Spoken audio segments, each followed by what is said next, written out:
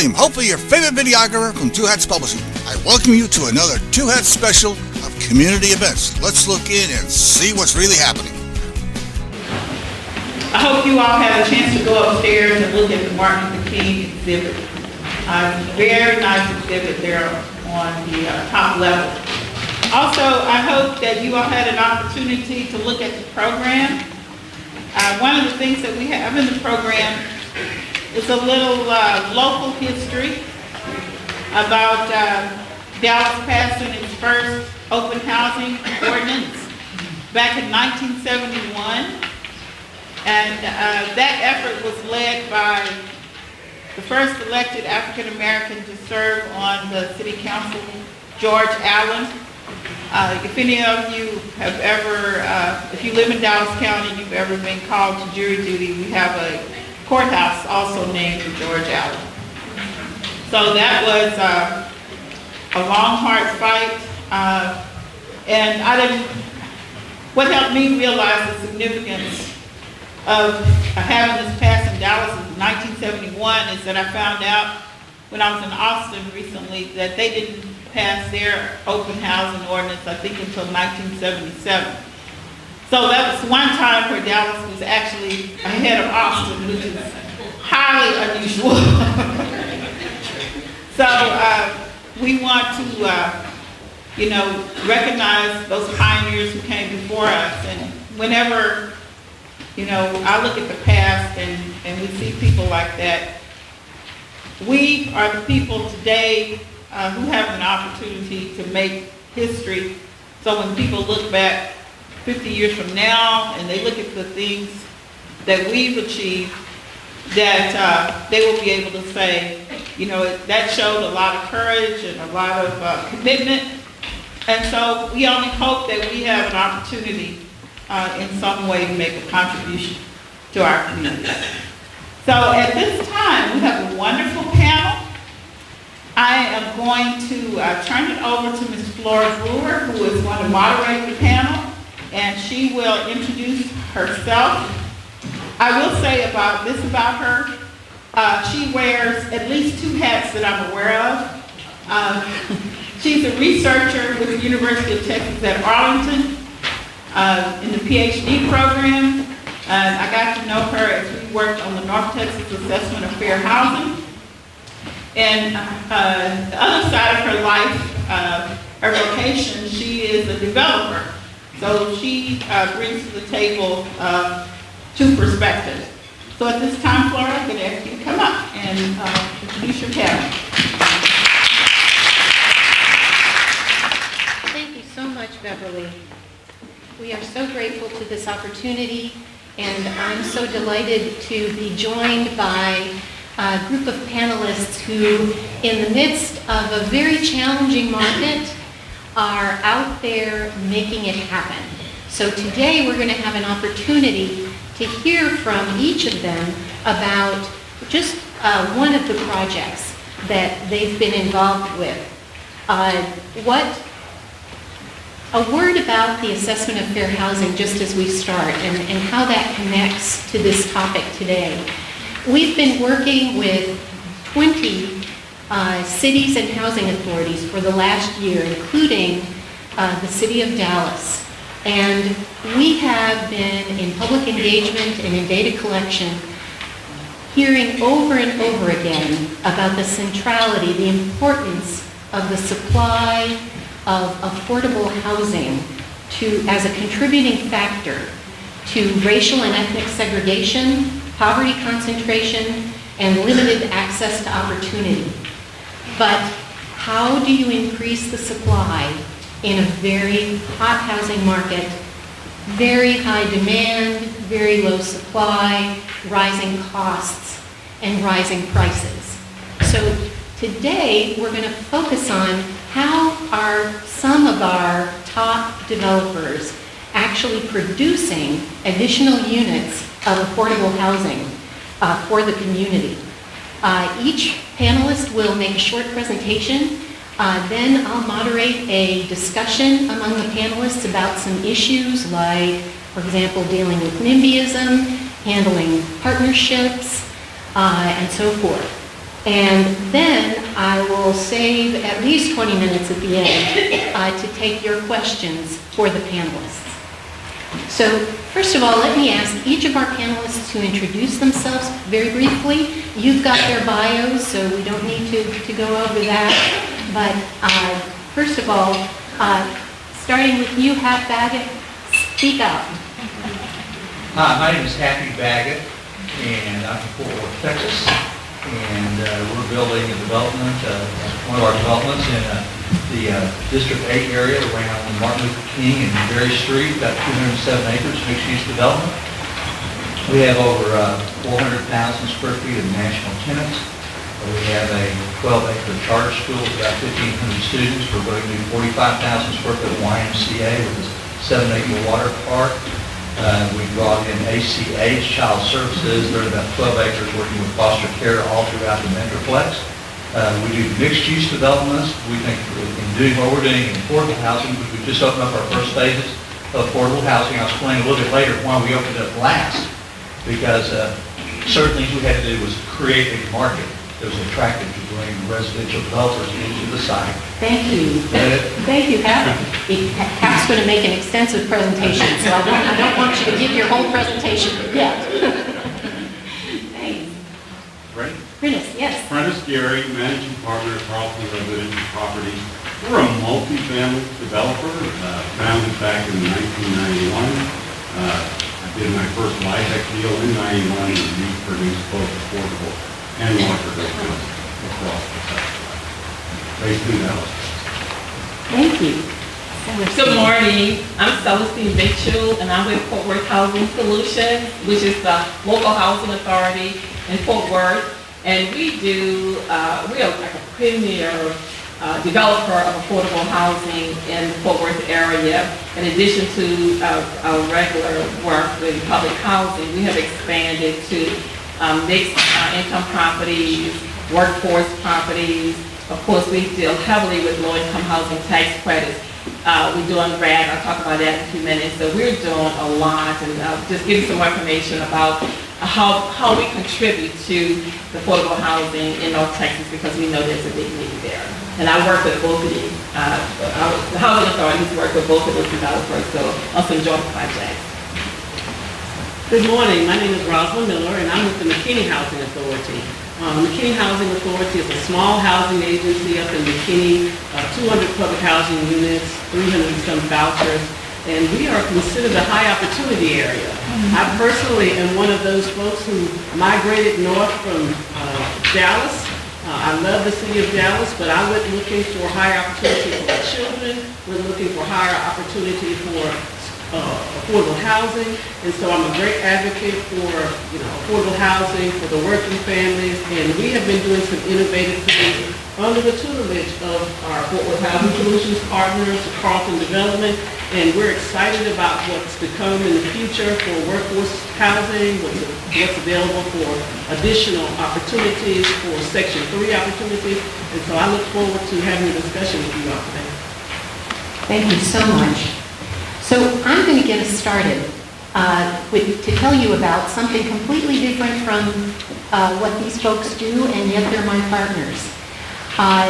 About 22 years ago now, I went to run a business on East Lancaster in Fort Worth. And so I suppose many of you may have heard of East Lancaster. It's where all of our homeless shelters are located. And I ended up owning and running a for-profit business on that street, looking out my window going, oh my God, what's going on out there? So that began a journey for me. I developed a property development company, and I began doing rehab and renovation, revitalization work in East Lancaster, branched out from there, but kept being very troubled by our failure to actually end people's homelessness. So in 2015, I created a nonprofit development company underneath our family foundation. So I'm going to talk a little bit today about what philanthropy can do as a partner in the development of affordable housing. On the slide you see here is the location of the Palm Tree Apartments, which has now been in operation for 2 years as a permanent supportive housing project.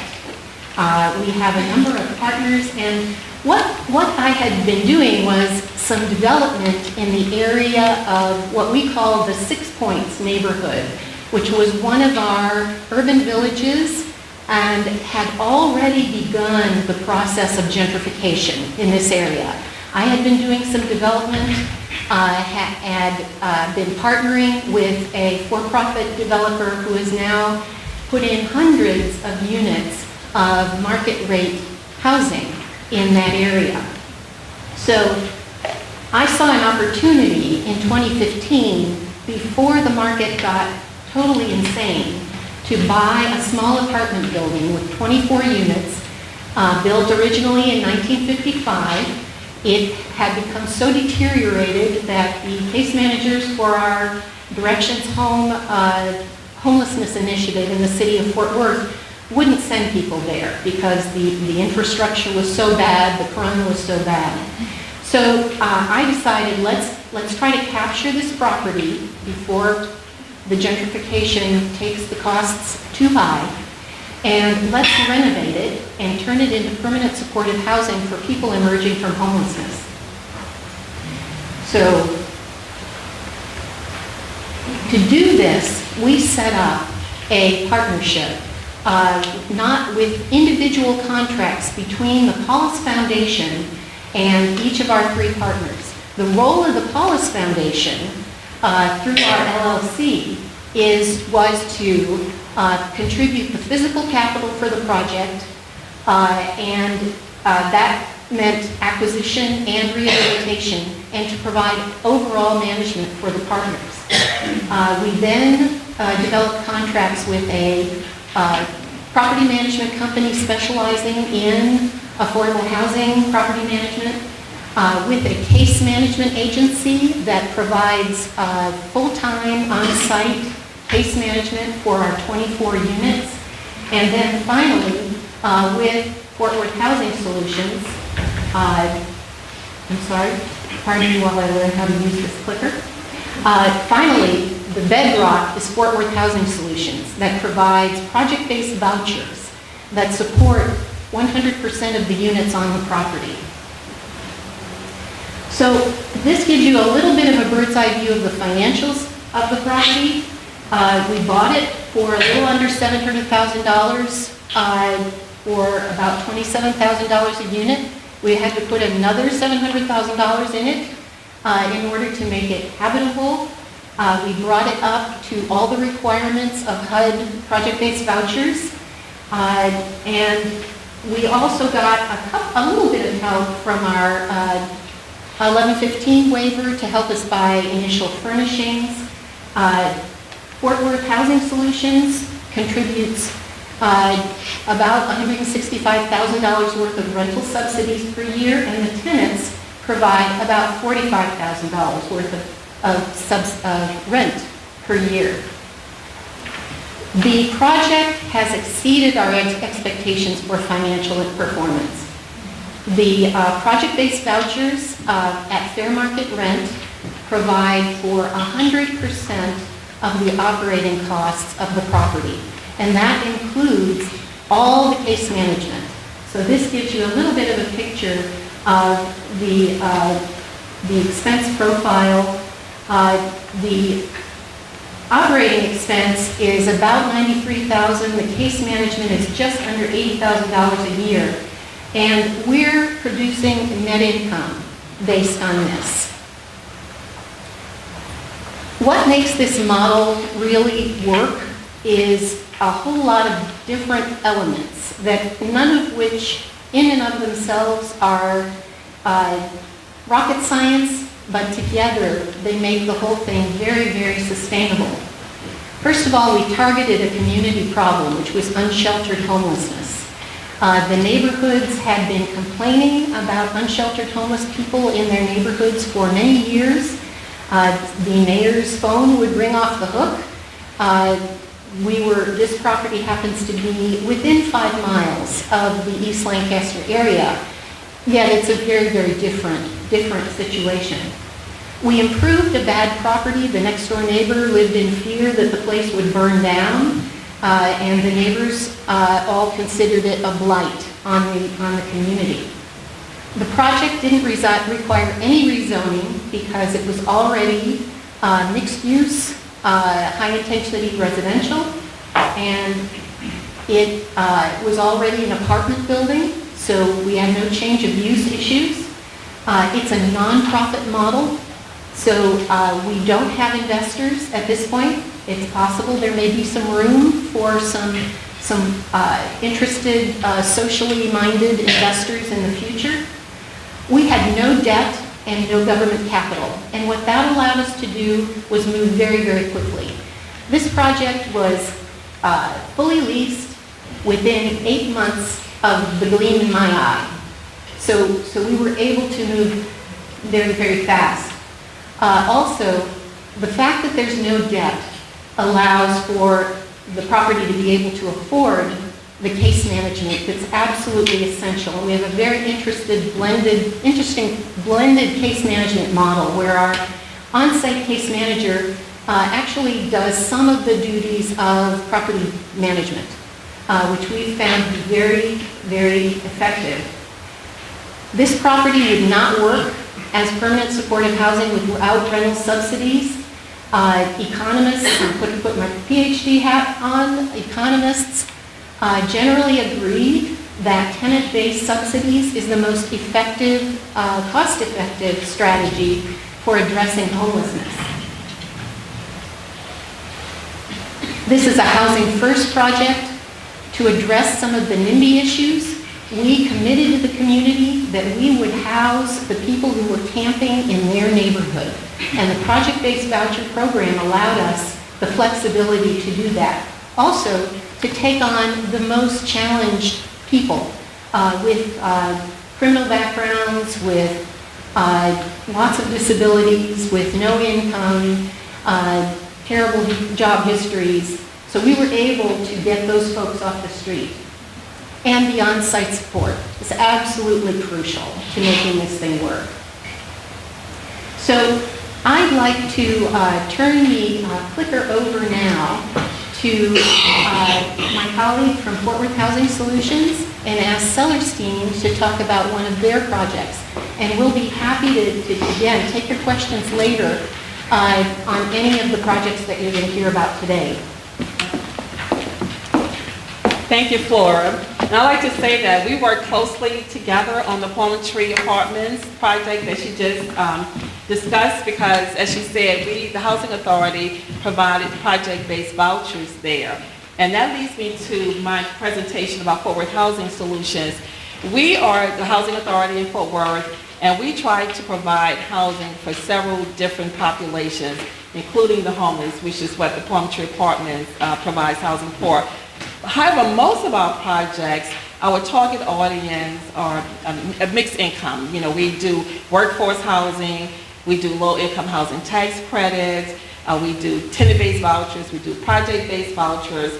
So I want to talk about Hana Plaza. In order to address the issue of housing and affordable housing in any community, you know, we look at several factors. There are some cases where we do acquisition, where we buy properties that are ready to go. We just buy them and are able to put voucher holders in there and other low-income families who may not have voucher assistance. We also do new construction. Most of the work we've done lately has been new construction. But another thing we do is rehabilitation. And this project that I will talk about today was a rehab that we did, and I'm glad that Prentice is on the panel because he was the developer and the contractor to help us to do that work, and he will talk about some of the financing of that property. But Hana Plaza I'll just give you this overview. Hana Plaza was an old apartment building in downtown Fort Worth, prime location. This Fort Worth Housing Authority bought the property in 1972. It had been a hotel. It was converted into a 225-unit apartment complex. Most of the people who lived there were either elderly or had disabilities. but a prime location. In 2010, we had to close it down because it was infested with bed bugs. We tried so much to address that problem. We spent lots of money in trying to eradicate the bed bug problem there, and we just couldn't do it. So what we did at that time, we closed the property down and we relocated all those families, all those households who lived there. We gave many of them vouchers who moved into apartments throughout and houses throughout Fort Worth. Some actually moved out of Fort Worth. Some, we moved to some other public housing units. This was a public housing site. So we decided several years later to reopen it because we wanted to do RAD, Rental Assistance Demonstration, which is HUD's, and it was spoken about earlier, HUD's newest initiative to revitalize public housing. And because this had been a public housing site, we decided this would be a prime location to put some of the first RAD units. And we also did a couple of other projects before then where we did RAD. But this is one that we thought was ideal. And in addition to RAD, we also put project-based voucher units there. But because of this location in Fort Worth, in downtown Fort Worth, we just saw an opportunity to do so much more there. In addition to addressing the problem of affordable housing, knowing that location is close to jobs, close to transportation, is close to medical providers, it was just ideal. So we were like, let's do this. Let's rehab this property, do what it takes to get people in there. We gave the opportunity to the people who lived there formerly. We gave them the first opportunity to move back. But many of those households were comfortable where they were because it had been a few years. So some of them stayed where they were. Some did take the opportunity to move there. So this is a mixed income. We have people we have market rate units in that property where people are paying market rate rents, but most of the units are of what we consider affordable. And we think that this is a good mix and it is working well. And some of the things that we had to take into consideration, and again, I know Prentice will talk about this, but we had to look at how much is involved in it. We ended up, it's practically a new building. And I have a couple of pictures at the end. But so we look at what the scope is, how much financing is needed, how long it would take, who our target market is. And again, this was a mixed income property, so we were targeting low income families as well as market rate families. And then we looked at, one of the things we had to discuss is RAD and the financing.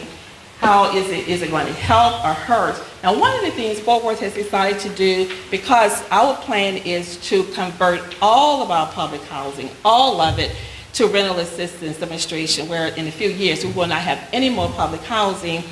Every new property that we decide to either acquire or to new construction, we look to see, will RAD work? And that's an important piece for us. That's one of the primary reasons we're doing so as much development as we do.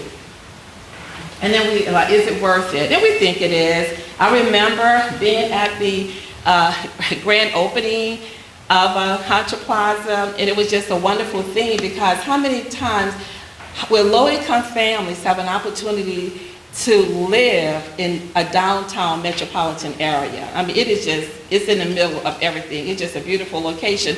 And if you did not know that it was owned by the Housing Authority, or that most of the residents there were low income, you just would have no idea because it just looks like some of these high-end multifamily properties that you see around. These are some of the funding that was used, and if you're interested in that, but Prentice could talk about that. One of the biggest, these are two pictures. It doesn't look, you may not be able to see that much of a difference. And on our website, we have pictures of the interior of these units. I mean, they are really, really pretty units. And when Secretary Carson was first appointed HUD Secretary, he was making his trips around the country, and one of the places that he wanted to visit was Fort Worth, and he went to this property because it was a a really premier rad property that was formerly public housing. And so we think by doing projects like this, we're able to help address the issue of affordable housing and the availability of affordable housing. And because it expands more than just to low-income families, they're working lots of what we call now workforce housing, because people who have a little bit higher incomes still cannot afford the high rents. And we all know, we live in North Texas, we know that people are moving here every day and they're willing to pay higher rents. We know that the vacancy rate in multifamily properties, the rate is very low right now. So we see it I'm with the Housing Choice Voucher Program, and we see every day landlords who no longer want to take vouchers because they do not need the vouchers because of the number of people who are willing to rent a unit without the assistance. So it is a challenge for housing providers, and this is one way that housing authorities can partner, with developers, partner, with different groups to produce this kind of housing. So this is just one example of an acquisition we did, but we also do the new construction as well. And many, if you go through Fort Worth, we have a grand opening today of a property that we just built, and that's why we don't have, our president is not here today, because we just developed a brand new, it's called Stallion Point property that is beautiful, it's close to Everman. And we just did a groundbreaking night before last in West Fort Worth, another new property called Palladium. Right now, we own over 36 properties that most people would not even know were owned by the Housing Authority, and that's over 6,000 units, so we have so many more in the pipeline. So this is how we just using multiple kinds of funding and with various target audiences to address the issue of affordable housing in the area, and I'll answer during the panel discussion, address some of the other issues. Thank you. And I just want to say, with Florham, we work with the assessment of fair housing together, and just going through that whole exercise, the need is just so prevalent. So this helps us. They're providing, UTA is providing us with the data to show that we really do need more affordable housing. Thank you, Florham.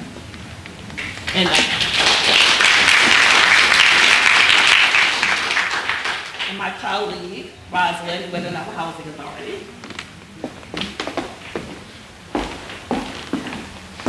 I'm so worried about this cord.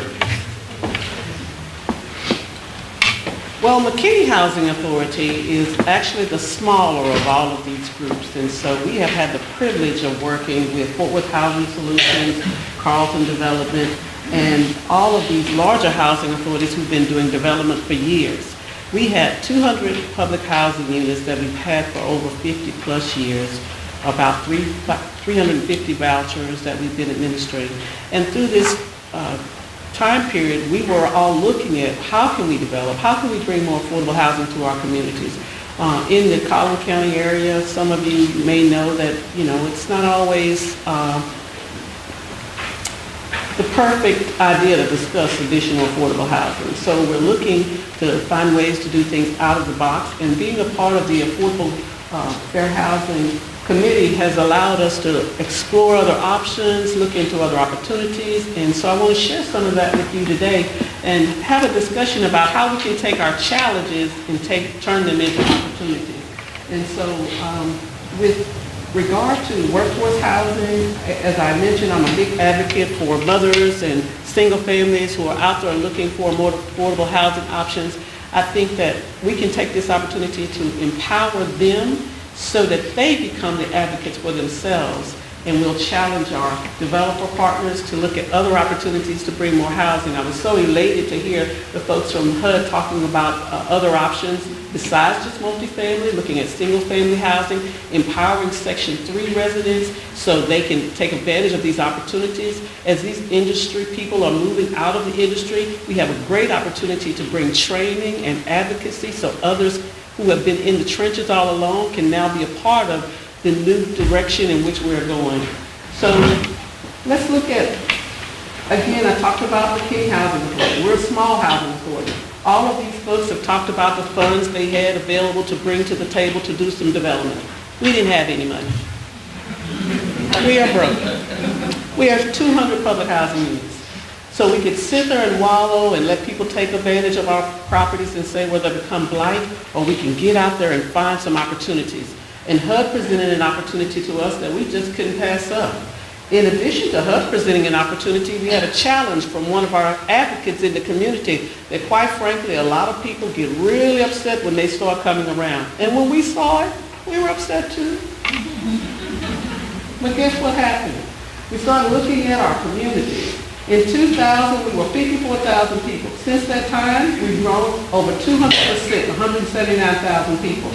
So 200 public housing units, when we get to open our waiting list, the lists are extensive. We can't even begin to assist all the people that are in need. In our area, some of the things that really jumped out to me was thinking about how are we preparing for all of the people that are coming out of college, people that are coming out of high school. Look at the number of people in our community. We have more high school graduates than we do college graduates.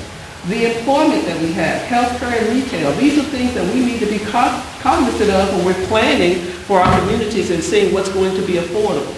If healthcare and retail, their pay actually is lower so that they can afford the units that they're living in, how are we going to have affordable housing for them? We must advocate for ourselves. Remember, I'm that single mom that moved there, and we want to make sure that we have equal opportunity, but we want to be able to make sure that we're having discussions about what's just not going to work. So here were our challenges. You see our properties over here to the right? For the most part, they're still there. Aging, deteriorating housing stock. We get people that apply, call us every day, walk into our offices, are always looking for opportunities. We say Dallas has their housing authority waiting list open. Fort Worth has their housing authority. I don't want to go there. They already have enough people. They want to come to McKinney, and we're glad to have them apply. So now we're training them to be advocates for themselves. So the first challenge we got back in 2008, 2009, who came knocking at our door? Our friends back here in the corner. Inclusive Communities came and said, McKinney, City of McKinney Housing Authority, guess what? We found a challenge here for you. We don't think that you're providing enough fair housing. We don't think that you're providing it as segregated as it needs to be. We think that you have the opportunity to do more. Well, we all got a little up. Who are you to come tell us we need to do more? But quite frankly, our residents was telling us the same thing. So we started an application. We started the process with the consent decree. We started to look for developers. We started to challenge ourselves and say, okay, let's see if we can find somebody who will help us build affordable housing on the west side. We knocked on the doors for a year. We knocked on the doors for 2 years. Nobody responded. 2 or 3 years later, we got somebody to respond and said, hey, we've got some property over here and we'd like to take advantage of doing that. We started the ball working. We started to talk to our clients.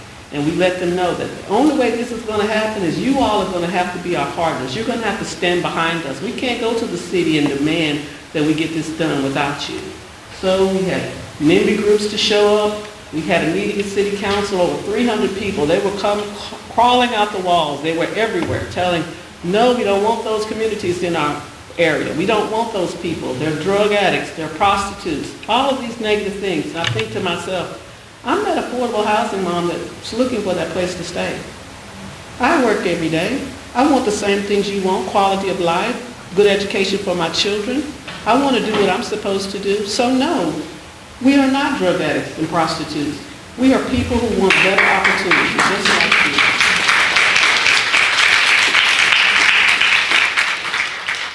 So we had unrest, and you start stirring the pot. Don't just come and complain to me that you can't get your vouchers. Nobody's taking them. Start to advocate. We start training people. We start getting them to join their own resident council. HUD has a beautiful program of resident council training. So when we start to come together and empower people and let them take advantage of things that are already there and in place, then they become their own advocates. They can go out into communities. They can volunteer. They can actually be a part of the community and be the face, so that when somebody starts to think about affordable housing, they say, well, you know, I know people who live over there. They're not so bad. I go to church with their children. I work on some of these committees with them. Maybe we should consider doing this affordable housing. That challenged all of us in our community to rise to the occasion. In those discussions, we decided to sit down with the opposition, discuss the concerns, determine common ground. We sat down with ICP. We can't do this. We're going to have to settle this. We can't afford, we're a small housing authority. We told them, you can't give blood out of a turnip. Let's settle this case and find out how we can work through these problems. When the folks with NIMBYism decided they didn't want our developments in their communities, we sat down with those homeowners associations and had a real discussion. I'll be honest with you, it wasn't always pleasant. We didn't always see eye to eye. There are members who still don't see eye to eye with us. But at the end of the day, we love that we had HUD on our side. Thank you, Fair Housing, Mr. Thurman, HUD, we appreciate you. Empower your clients to advocate for their collective interests. Engage new partners with a common interest. Educate your community on the benefits of collaboration. Devise a plan and make it happen. In the end, we'll win if we don't quit. We're now the ones with the baton in our hands. And what will the next 50 years say about what we've done to further affordable housing? Some of our partners that help us pave the road to this success: Dallas Housing Authority, Ground Floor Development, Sanchez and Associates, Carlton Residential, NEF, the City of McKinney, HUD, Community Bank, Legacy Texas. We took advantage of all those opportunities.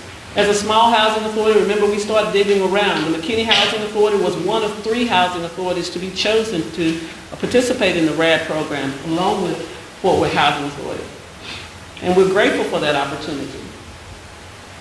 More importantly, we want to take a moment to thank ICP, because they challenged us to think out of the box, to do some more, because you can do more in your communities. If your community has grown to 179,000, at least 10% of those folks need affordable housing. Wouldn't you agree? Remember, we only had about 1,500 units of tax credit properties and 201 public housing properties. That's about 2,000 units. 10% of 179,000 is how much? Look at the numbers. 17,000. We were nowhere close to that. Since that time, though, our city has worked together with our Housing and Community Development Department. We put together a housing policy, and we're working to engage the community. This AFFH committee has done excellent work. I appreciate Flora and the team that she has been working with us, coming to our communities, having discussions, and setting forth a new trajectory for how we will be in Collin County. And I really appreciate the opportunity to be a part of these discussions. Now look at these beautiful properties. McKinney Millennium Posto, those 2 properties came out of our consent decree with ICP. Those units don't have but 13 and 10 vouchers. All of the rest of the units are tax credit properties, but they have a waiting list. They don't have vacant units standing. We need additional housing. The Newsom Homes properties built by Carlton Properties, 180 units for 55 and over. We closed on that property, had our grand opening in March. We are 99% leased. And the other reason why now we're 100%, because you know you got to go through all the paperwork. You love us, but we got to do paperwork, right? We have a waiting list for that property as well. That was a 64-unit property that was deteriorated. The plumbing had started to fail. We had sewage backing up into people's units. The quality of life and dignity of where you stay means everything. And we want to start to make sure that we empower people. It really makes a difference about how we treat them.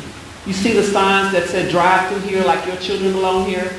When we design affordable housing, we need to design it like our children are going to be there. Our parents are going to be there. Our families are going to be there. And be mindful that one day this too could be you. It has been my privilege to serve public housing with McKinney Housing Authority for the past 14 years. I am so grateful for this industry. I think we can do more, stretch out with Section 3 opportunities. I'm really glad to hear that. We've been pulling those dollars back from our vendors and telling them, if you're not going to provide workforce training, then we'll take those extra 10% and we'll use those fundings to be able to provide training for our residents and empower them. It is a privilege to be able to be here with you all today. I thank you for this opportunity. Again, the fruit of our labor stands before you. and we couldn't have done it unless we were all doing it together. That's members of the city, that's our nonprofit partners, that's our residents, all of our city council meeting because we got the yes vote. Really, at the end of the day, our collaboration and our working together means everything. Thank you.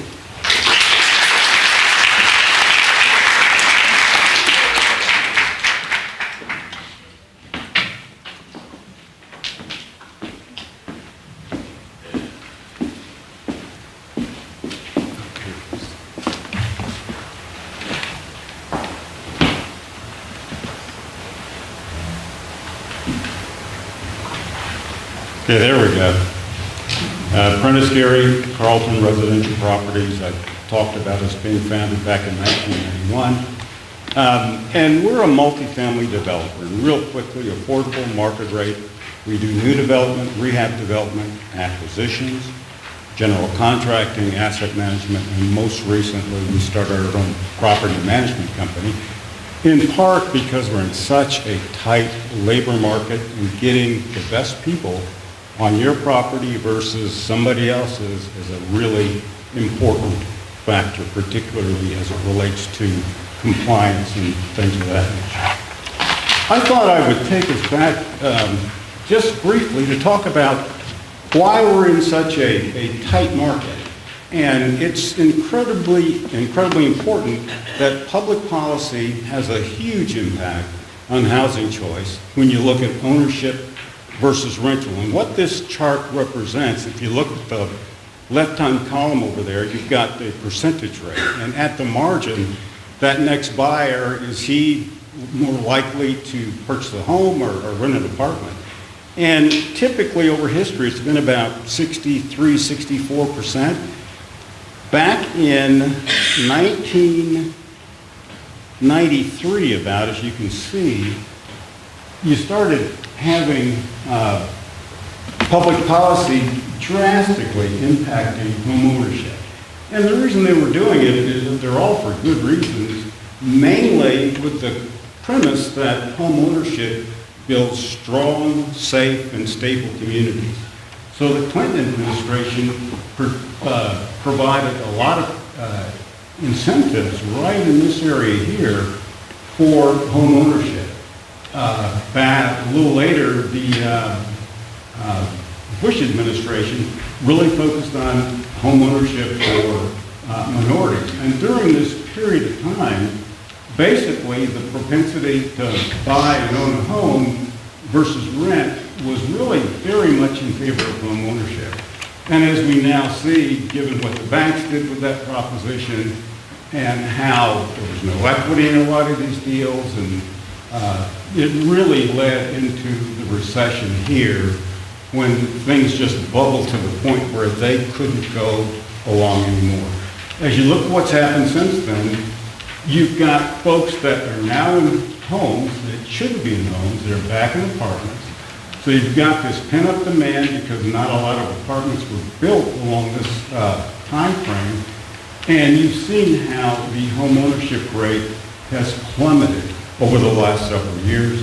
And along with it, the incredible rise in the market as relates to apartments. Going on to the next slide, this kind of talks about two things. Number one, these are pipeline deals that are part of our market rate development. These are affordable. And down here, what happens is we perform as co-developer with the owner. In the case of Newsom Homes, for example, Rosalind Miller and the McKinney Housing Authority were really the owners. They had the vision. They lacked some of the skill sets involved in development, in part because they'd just never done it before. So we came along and provided partnership in connection with development skills, helped them get the thing capitalized. But along with that, from day one, and we have a lot of public housing partners, is we respected their skill set. They were always instrumental in having the vision. They had the tax status that was helpful in getting the project capitalized. They know that income group and manage it on a daily basis better than anybody else that we know. So I think that if you have respect on both sides going into the partnership, you're more likely to be successful. If you look at these market rate deals up here, large numbers of units on a per project basis. This was a little bit disappointing, and we had difficulties in attracting subcontractors, particularly in getting that little transaction done. You compare just the unit size up here to the typical unit size of affordable, and what happens is, in a tight market, you're going to get subcontractors that are attracted to a big deal versus one of these smaller deals. The other point I wanted to make is really a comparison as to the cost of a market rate deal versus an affordable deal. There is no cost break when it comes to producing affordable housing.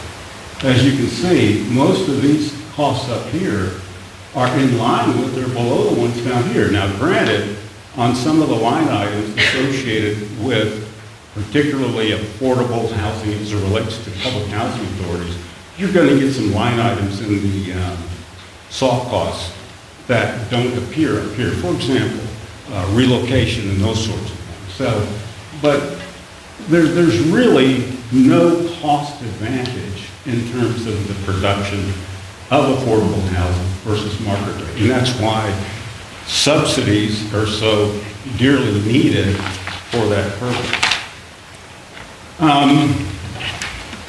Ms. Mitchell talked about Hunter's Plaza, and this is just a rendering of it. Let us move on and get to the sources and uses.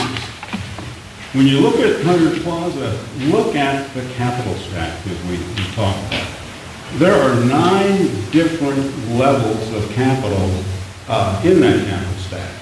The trick is what comes first, the chicken or the egg, getting everything coordinated so that at one point in time, everything closes, all your capital partners are satisfied with their part of the deal. And it's a very, very complicated proposition. In many cases, this is what an affordable transaction looks like on the capital side. It takes more time, it really takes a focus on identifying and drilling down to get all these people in line. And as I've said before, very, very powerful once you get it done, but a very difficult task to do. In contrast, let's look at the Echelon, which is one of our market rate deals, which is located in Frisco, Texas. And just for the sake of comparison, you look at high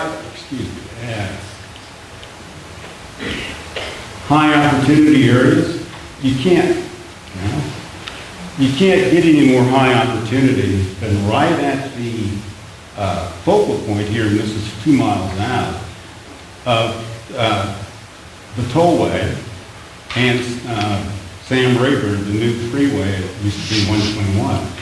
You've got Nebraska Furniture, you've got Toyota. I mean, it's just the star. Here's our site over here. Unbelievable activity. Don't ever let anybody tell you that affordable housing is the only housing, multifamily, that communities are they're NIMBYs. I mean, it was unbelievable. It took us 4 years to get this zoned, and the city required that not only did we zone our 20 acres, which is good for 1,000 units, Davis over here has 1,000 acres. There's a single family piece over here that had to be zoned so that it was all coordinated. JPI's got 424 units here. All that said, one of the beauties of this, and you remember how many pieces in the capital stack there were for the affordable unit. Look at the capital stack. You've got basically 2 pieces, the equity, and I'm not saying it was easy to raise the $18 million. And then Bank of America came in with a construction loan of about $43 million.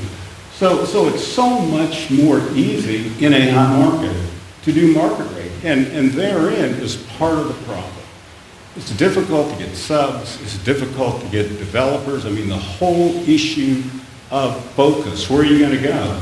To Frisco, where there are 3,600 units under construction, all pretty large deals, anywhere from 300 to 450 units. And if I'm a subcontractor, I'm more attracted to that than I am to going anywhere else and doing 100 units or 135 units, 150.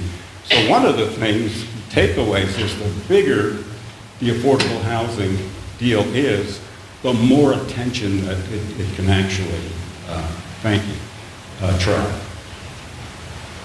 This is a typical Texas wrap. There's the parking garage, and there are 373 units throughout.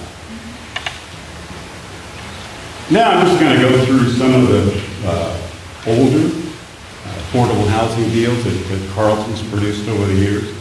This is at City Place. It's a little bit east from Highway 75 on Haskell.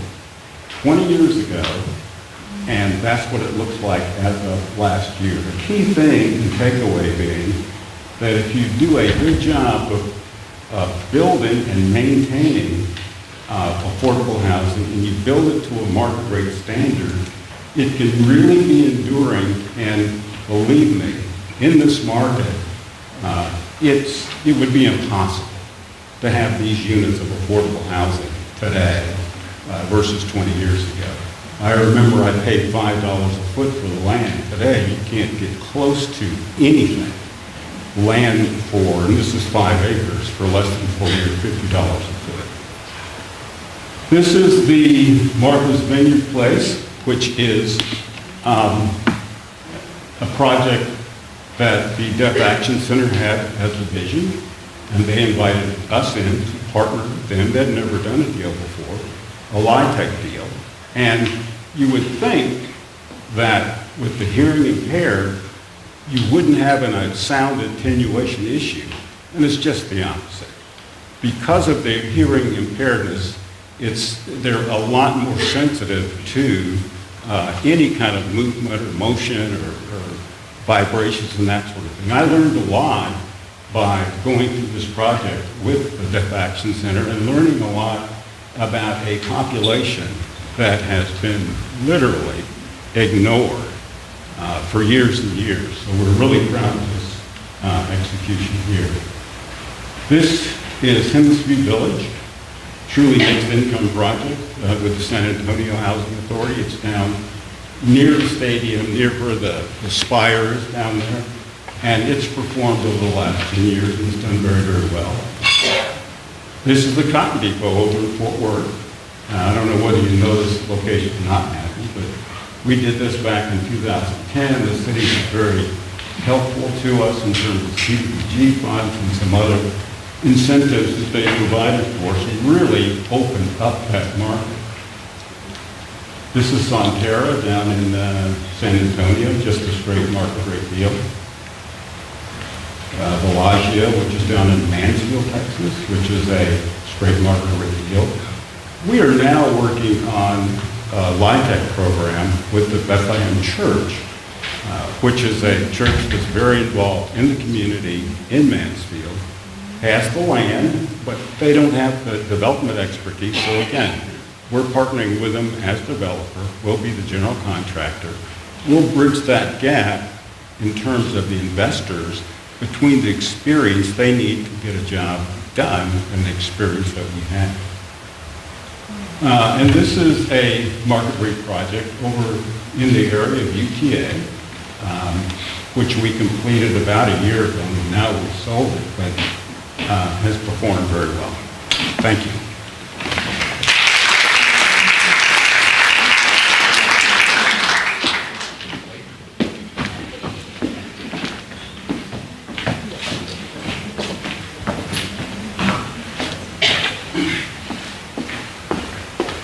We're running a little behind, so I'll try and go quicker. You can tell Flora has to keep me lined up on time and different things because I get really involved in the things that we do.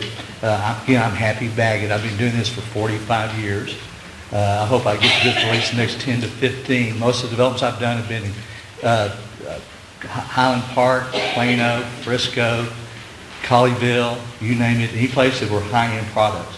And so, here, the first one here, oh, that's my favorite one. And that great piece of art there, that's Cowtown and what we're doing with our different developments.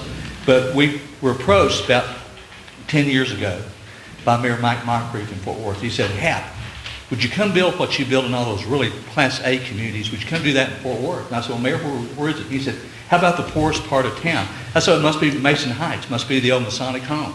He said, right, it says the best piece of property in Fort Worth today for revitalization and bringing in. So we came in and bought that property 10 years ago.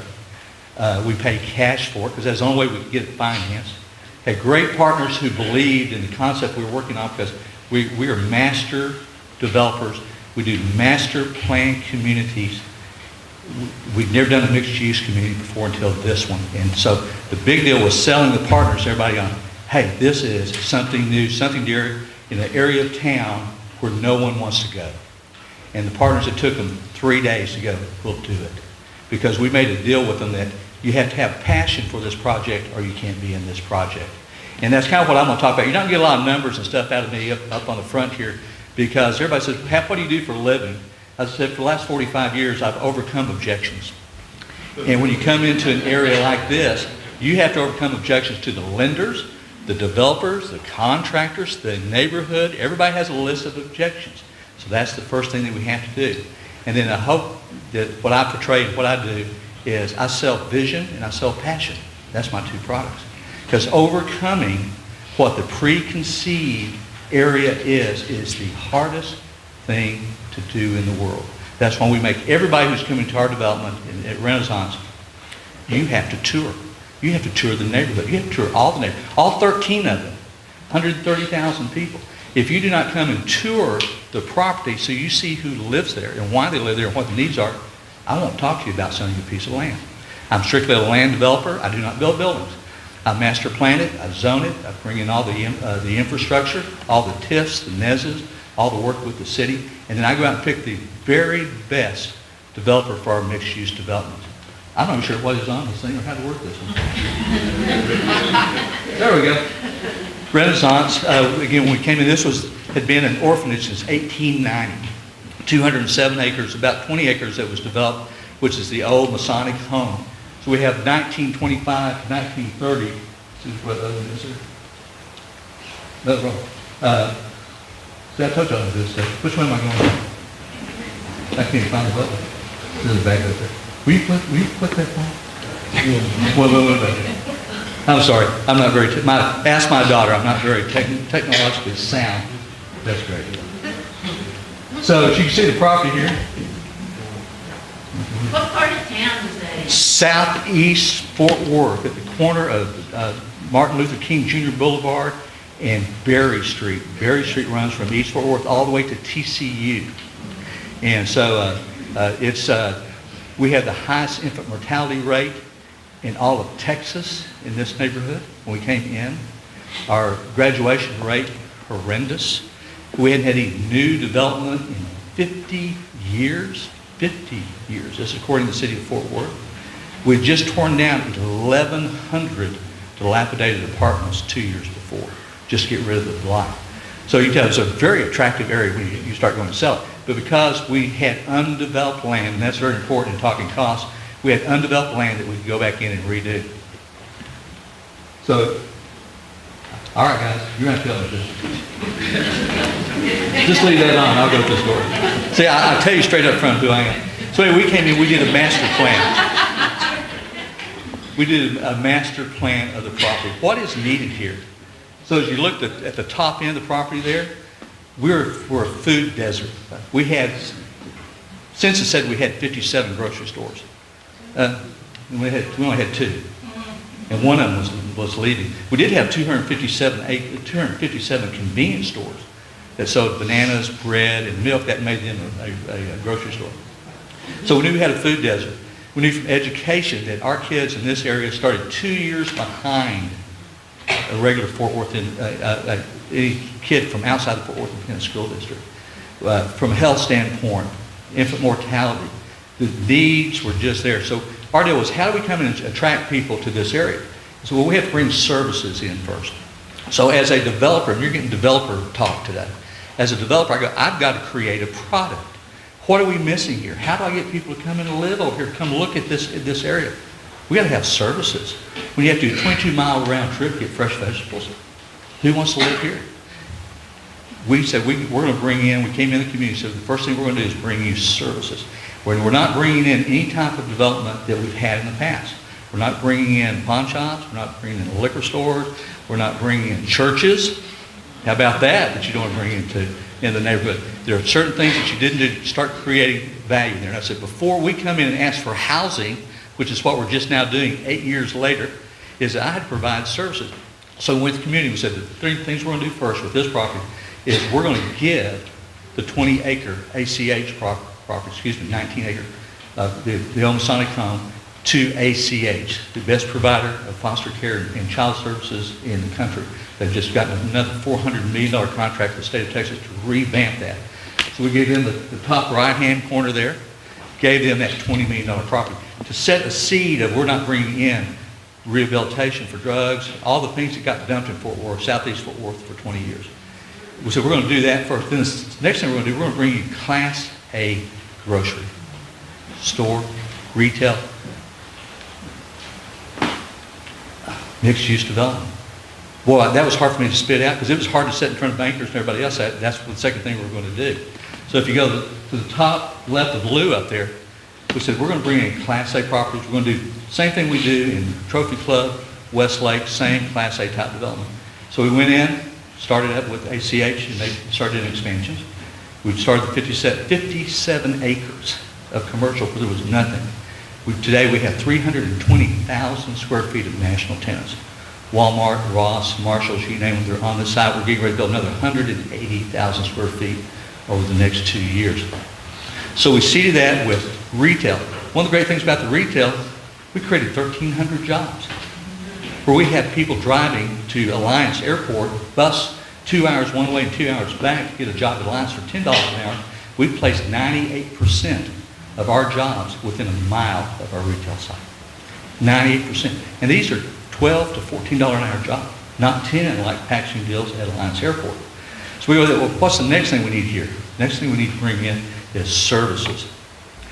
Cook's Children came to build the largest satellite Cook's facility because of the desperate need in our district. 18,000 square feet, the very first one with not only pediatrics, but dentistry and behavioral, which is the biggest thing now going, that big need that's out there today. Came in and planted their flag there. The YMCA came to us where they had a facility just up the street, a mile and a half from us, said, we have 180 people at the Y here. We can't get anything going or rolling here. We've been here for 9 years. Because of your planned development and your controls and your design, and we know what's going next door. We want to build a new facility. So as of today, we put the last of the roof on to start the finish out on a 40,000 square foot YMCA with this 2.74 water park, 2.74 acre water park. The projection there when the Y first came to us said, we only have, again, less than 200 people up the street. We think we're probably going to have about 2,000 members in this deal. Now normally we're high in our consulting, backs that down. Consultant came back and said, yeah, you're wrong with the 2,000. It's 4,000. And we're talking a block and a half up the street from the same sign. Setting a vision, looking where you set the needs from a developer, you start meeting needs where you bring it in. I always go through this project or process with everybody. I always start out with, if you build it, they will come. It's a great movie. It's a terrible plan. You got to know who your client is. We do who our client is. We went out and found out that through our drill downs, there was $500 million in mixed income in District 8. $500 million. 3 miles from downtown Fort Worth, not being counted in the census. We proved that the housing stock prices were higher because no one ever went to look.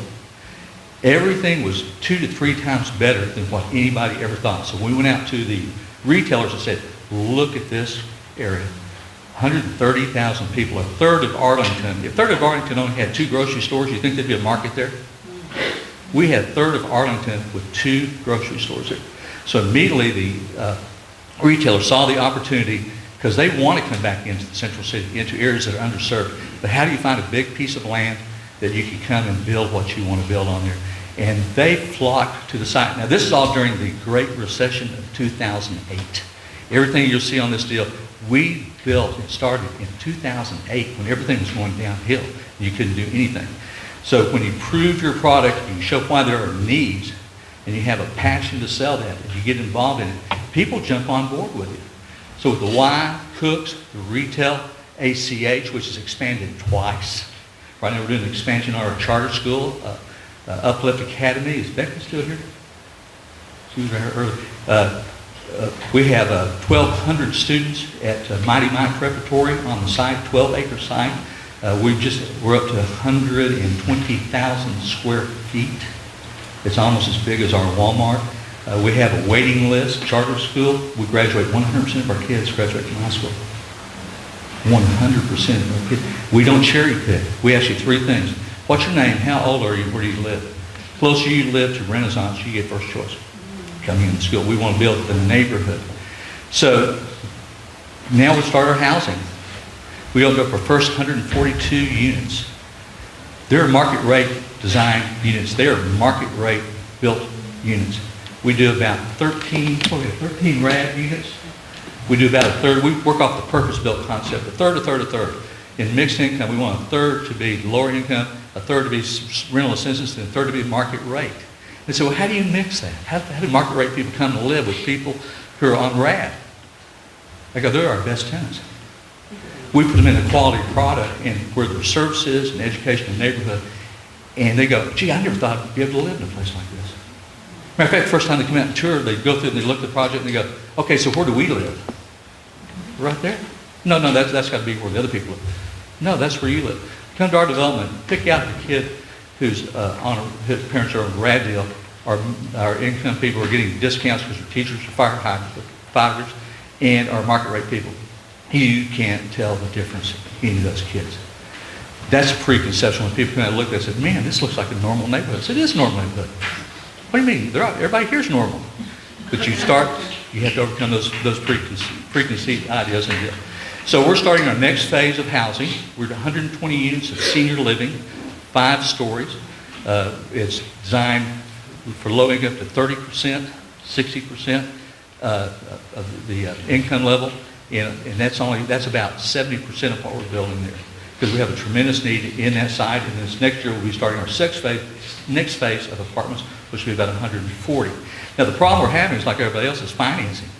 We're doing this with 9% tax credits, which are tough to get and disappearing because the legislature is getting rid of that money slowly but surely. So through that process, we're now having to look for new ways to finance these deals.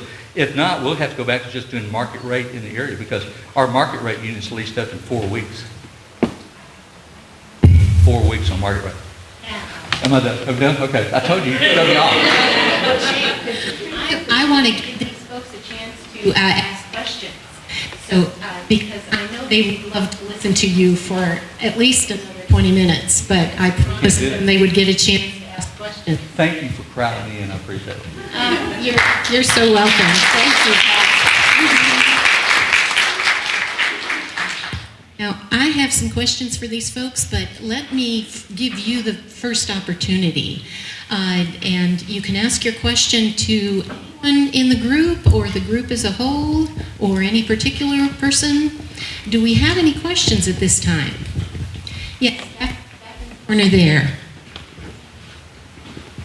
If you would please stand one's here with this mic. Testing. Hi, thank you. My question is for Mr. Prentice. Gary, for your property in Frisco, the Echelon, do you accept vouchers? And if not, are you willing to accept vouchers? Is that something that you're considering? It's a beautiful property, by the way. I believe we do accept vouchers. If you have some with you, I'll meet you on the way out.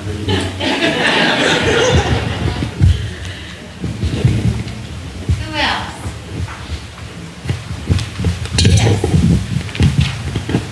Hi, this question is for Pat. I've heard your presentation before, and I continue to be impressed My question is, has anybody, any leader in Dallas approached you about this, using this kind of model in the city of Dallas? Yes. And do you know, how did that go? Just a couple introductory people, especially around Paul Quinn College. Been across a couple of times walking me over here from a mixed development master plan type deal.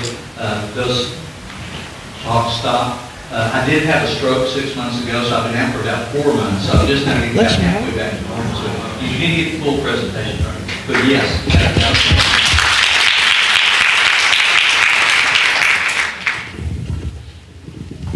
Thank you. Another question.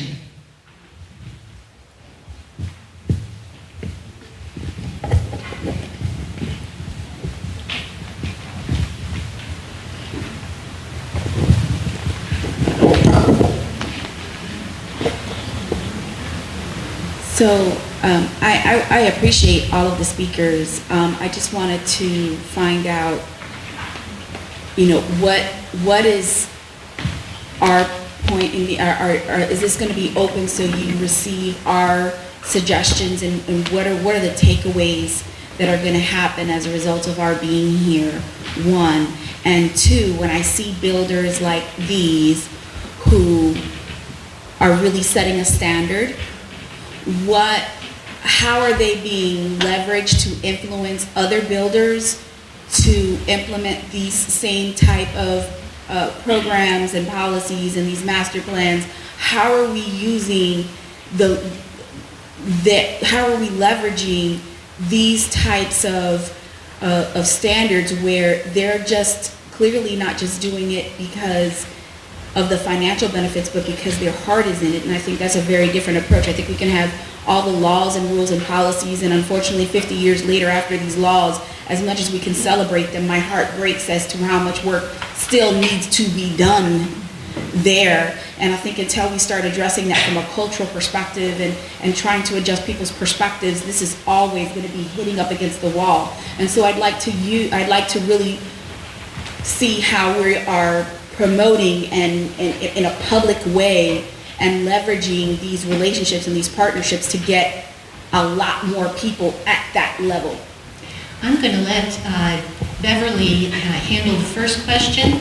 As to the second question regarding how are we leveraging, I think in a lot of different ways, and I'm sure my panelists can talk. CAP talks to everybody. So he is constantly out on the road telling people about his approach and his projects. I know I work very closely with the city of Fort Worth and speak regularly to foundations, to developers, to citizens about just how possible it is to develop a really quality product and have people who are emerging from homelessness live in it and have it not be a problem for anybody. Beverly. Thank you, Fleur. Thanks to the panel. You all done a great job. I think the answer to the question is one of the reasons why we have these types of forums is to bring ideas to the table, to look at innovative ways and creative ways that people are going about doing things like developing permanent supportive housing, developing affordable housing, mixed-use housing,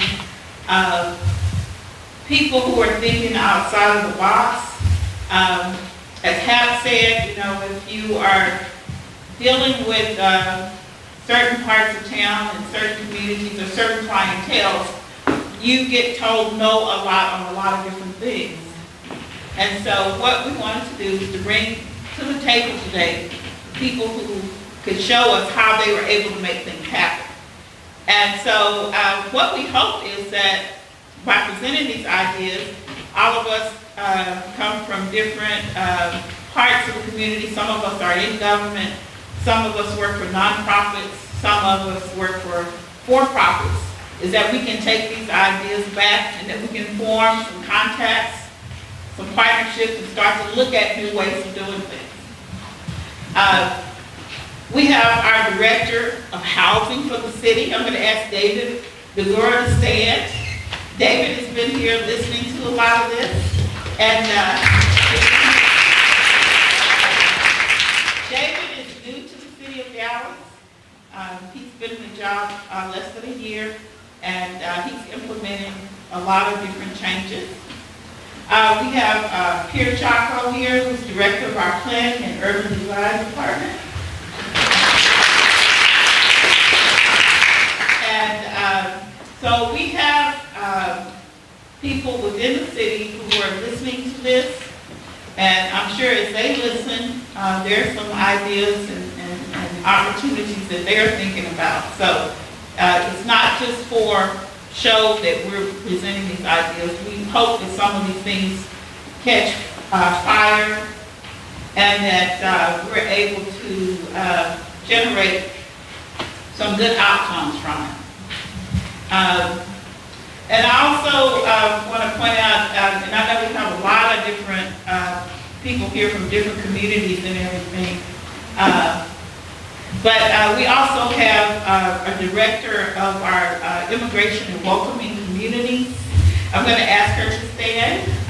She's in the back, and we'll give her. And so there's a lot of different people who can have an impact.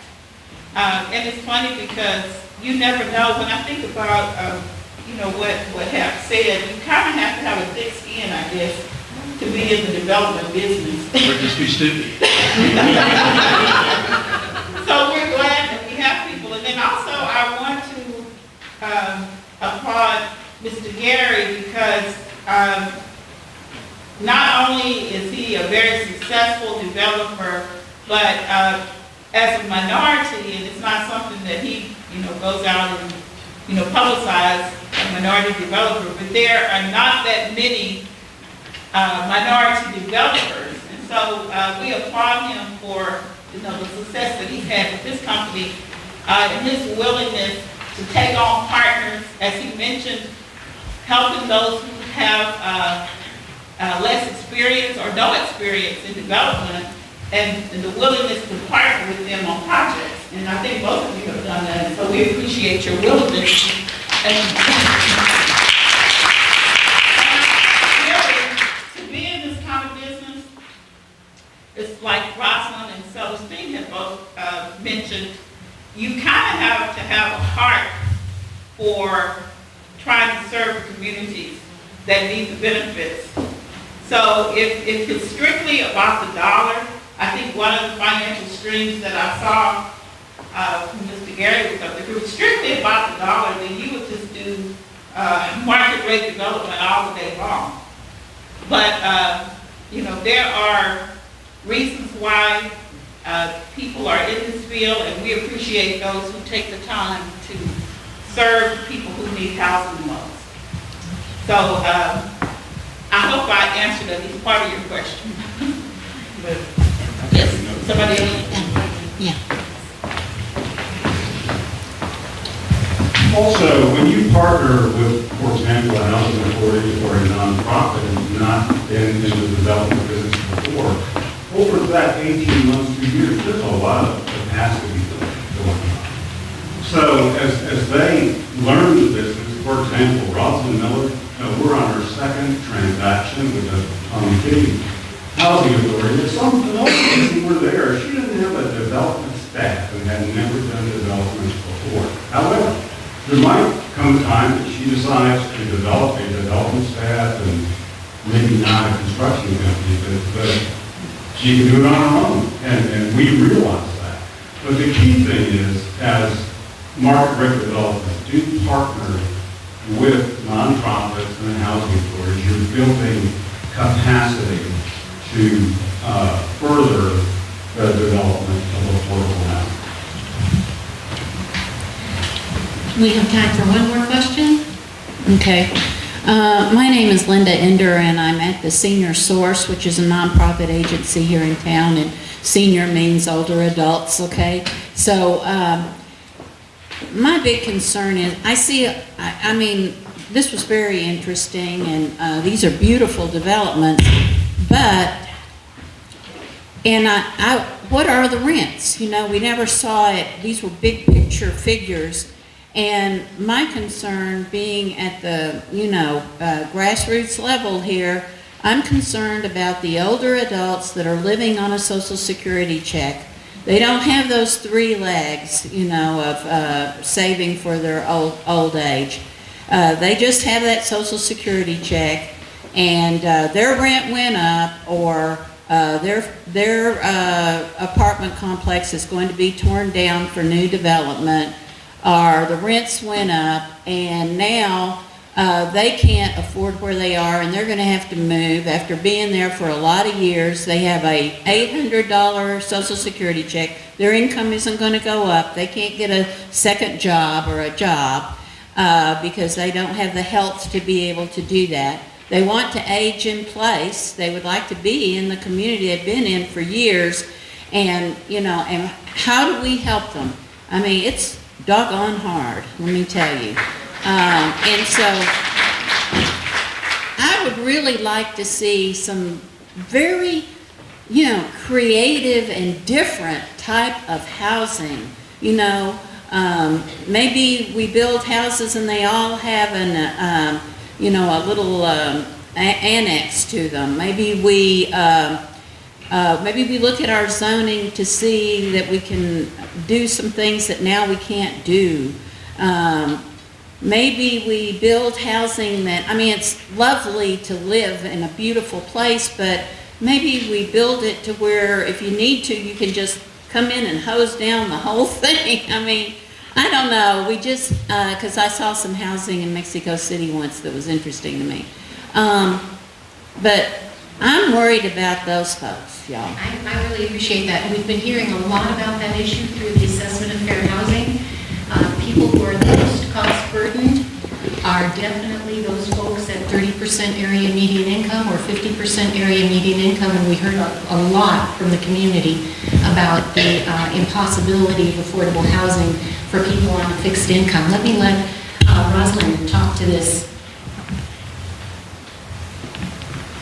That was a great question, and I really appreciate you reaching out and being concerned about the elderly. The first project we did was the Newsom Home property, and it was mostly our elderly living there. Quite frankly, our rents in Kenya were about $575 for a 2-bedroom, around 3 or 4 for a 1-bedroom. And so I totally agree with you. We see Social Security checks at $600 a month or less, and it is very heartbreaking. So the benefit that we had with going to the RAD project was we were able to go ahead and lock in those same amounts. So for those 64 units, those rent amounts transfer over to the new property.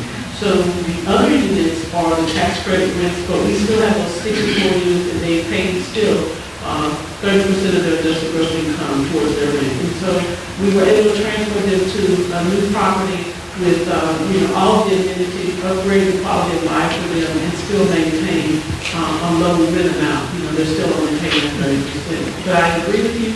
We need to think outside the box. We need to come up with more rental opportunities, smaller properties. We have a lot of veterans and men who don't want to necessarily live in an apartment situation, but we can do duplexes. We can do smaller communities and townhouses. And so I appreciate the opportunity to be able to look at other options. And we should continue to be like this so that we can think outside the box and strategize about how we can get it done. I would like to concur with what Jocelyn said they're doing. In McKinney and Fort Worth, we're doing the same thing. We have a new construction project that's coming online in a few months that's really targeted for people 55 and older. There is a tax credit property, so the rents will be lower, but in addition to that, we offer project-based vouchers, so where you will only pay 30% of your income toward the rent.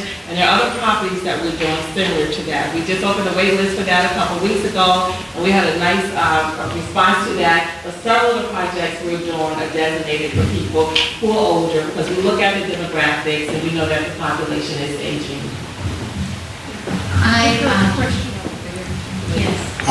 One quick question. I hope this is not fair or out of line, but I haven't heard MDHA mentioned in any of the conversations. I know most of this is west of Dallas, but the Metro Dallas Housing Association as has been mentioned, and they are trying to house people as well. Absolutely. Addressing homelessness.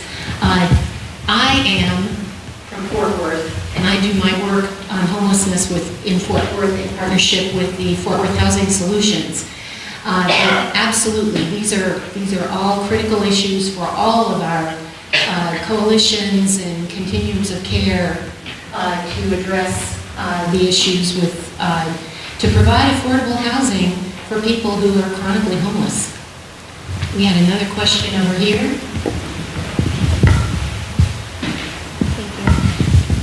Yeah, I was just wondering with the move that you guys were talking about of making these low-income properties more at market level as far as their appearance and functionality. I was just curious if there had been time to collect any data or if there's a plan to collect data for the length of time that people are now spending with low-income assistance or vouchers in these new types of properties. And I ask that because they are nice properties, so you have that sense of pride and dignity, and I'm curious if there's any push to assess the social outcomes of people living in those environments. Are you asking, do we have data on turnover, for example? Or people moving on because they no longer need the assistance. To self-sufficiency. Yeah, let me direct that over to our housing authority partners. Yes, housing authorities have the option of participating in family self-sufficiency programs where that is the goal. And Fort Worth has a very robust program where we do offer all kinds of incentives for people to increase their income and not need the assistance anymore. We also have home ownership programs because many of them go from renting apartments in these nice areas to buying homes. Now, in terms of statistics, we do keep numbers. Can't give you that right now, but we do track how many people get off our programs into without needing the assistance because of family self-sufficiency. I can also say the current administration, earlier they mentioned Envision. That is a priority of the current administration in Washington, where they want us to do more things to promote family self-sufficiency and offer many resident services. Section 3 is one of those. And there is, as far as data is concerned, there is certainly a growing body of research that HUD has actually been at the center of, looking longitudinally to see if a family is able to move to a higher opportunity community with better amenities, better schools, less poverty concentration, less intense segregation, that the data is showing that especially for children who move into those areas before the age of 13, that we can absolutely see that they do better than their parents. They increase their economic mobility over their parents. Another question? One more. Thank you. Good afternoon. This question is for Mr. Prentice. Mr. Prentice, I'm interested in your units, the Echelon at the Summit. Are they already open or is there an opening date set now? We're 70% leased. Okay. So yeah, we're well on our way to complete it, and we're 70% leased and 60% occupied.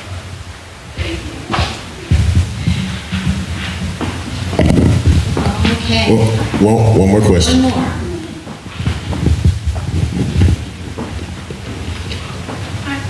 This is addressed to, I believe his name is Hap. Yes.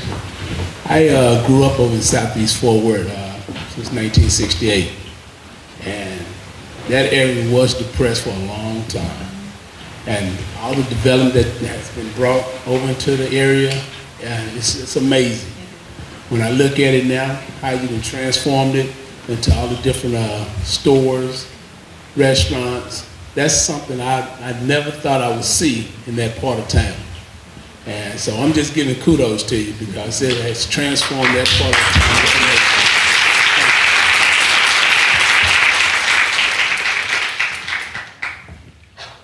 I have a question for each one of our partners that is involved in development, and I guess we'll start with Flora and asking, when you you were talking about how you got into the development business, and that's the question that I have for each one of you, because you don't hear very many kids saying, when I grow up, I want to be a developer. So I like to hear, because there may be somebody out there who may be thinking about that, or someone who's interested in pursuing that. So how did you get into it? I would completely, I call myself the accidental developer, because I was running a distribution company on East Lancaster, got involved in the neighborhood, saw the problems going on there, and then finally realized that nothing was going to change unless somebody put skin in the game. So my first property was a 1920 old warehouse that was owned by the Union Gospel Mission, and I was able to buy it for $100,000, 20,000 square feet, and I turned it into market rate lofts. We're just outside of downtown, so we were able to offer affordable rents, and that's how I got into it, and then one thing led to another. You may not want to hear this because you'll find out what my secret is. I'm a voice major. I want to be the next Joel Grey on Broadway. And so my background is, I tell you, I'm a song and dance man. That's what I do. I learned the business from my father-in-law in the early 70s out of Odessa. See, Quip doesn't like me. Out in the 70s, and my father-in-law taught me the business for 10 years. And then I decided I wanted to come to Dallas to become a land developer. And so I got to Dallas, didn't know anybody, and two gentlemen met me at church one day and said, "You're really interesting. Why don't you come to work for us?" And I said, "What do you do?" He said, "Well, we own Plaza of Americas." So Clyde Jackson, Todd Lee Wynn brought me into the Dallas market. I did the Plaza of Americas for about 6 years. Then moved up to McKinney when there was only 15,000 people there and developed Craig Ranch. David Craig and I put together the Stonebridge Ranch development up there. Then I came back to Fort Worth in '87, started the Bob Trophy Club in Roanoke, strictly doing land deals. I can't read a set of plans. I can't read a spreadsheet. I can't read a profit and loss statement. I understand what my end user business is, and my deal is communicating their business to the people I sell to go vertical, and they do the same with me. So I have a semester and a half at junior college.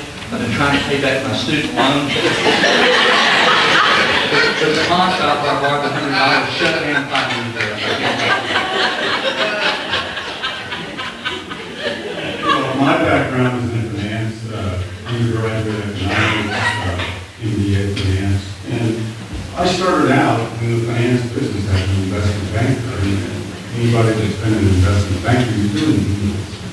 And that's what I did for 6 years, came down here in '78 with Syntex Corporation. I was the treasurer. And again, you're buying land, you're doing deals, bigger deals, or big subdivisions. And so when it comes right down to it, real estate is finance. You can't get the capital you can't do real estate. And if I had to point to one constraint, you suffer with the ability to raise the equity to do as many of the transactions as we would like to do. I was at Trammell Crow as a residential partner for 5 years, and so '86, the market in Texas went like that. And the good news was that I never suffered a bankruptcy or a deed in lieu or any of that stuff. I was able to watch a lot of Trammell Crow partners before. Bankers just sort of taught me a lot about partnership. It got so bad that I figured I could probably do this better on my own. And in '91, I formed Carlton, but I had that background of development, asset management, construction company, property management that I had picked up at Trammell Crow Residential, and I just simply patterned Carlton after that experience. I was a voice major too. So I guess the lesson from that is never discourage your children who want to go into performing arts, because they never know where it's going to lead. I just want to thank the panel. There's one other person that I wanted to recognize from the city, Shannon Williams, who's community development budget. Shan, will you stand?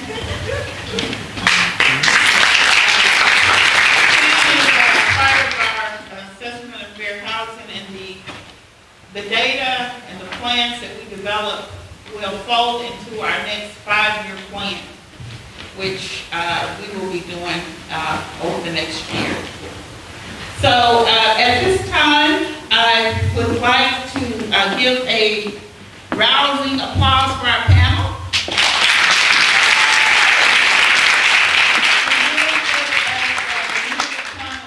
We have some certificates of appreciation. Okay, the first one is for Flora Brewer. We would ask you to come up, Flora. There you go. Thank you so much. You did an outstanding job. I can go put this back up here. Let me shake hands. Okay, the next one is for Celestine Mitchell.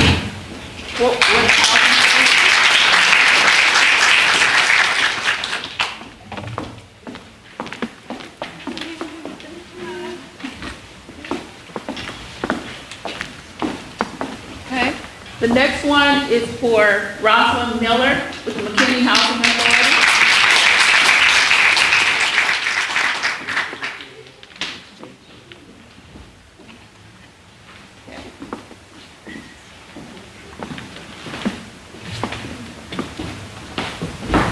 The next one is for Prentice Gary.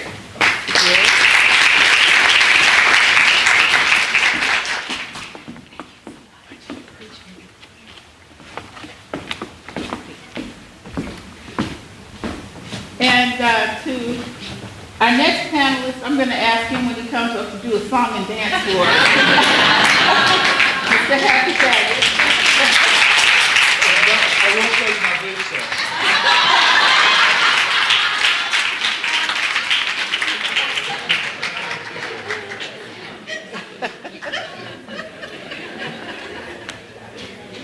You know, there has to be someone, has to be something special about someone whose name is Happy. You can't say his name without bringing a smile to your face. So you're blessed to have that as a name. So right now, lunch is ready. It's going to be upstairs in the Great Hall, which is a very nice setting to have a lunch. The lunch is buffet style, and I believe there are 2 lines. So we're going to ask you to proceed upstairs and go ahead and get in the lines, and then we have tables for you to eat your lunch. I think we were originally scheduled, to have lunch until 1:15. So you've got about an hour for lunch. Okay, so we'll see you back in about an hour. This is William, hopefully your favorite videographer from 2X Publishing. I hope you enjoyed this video.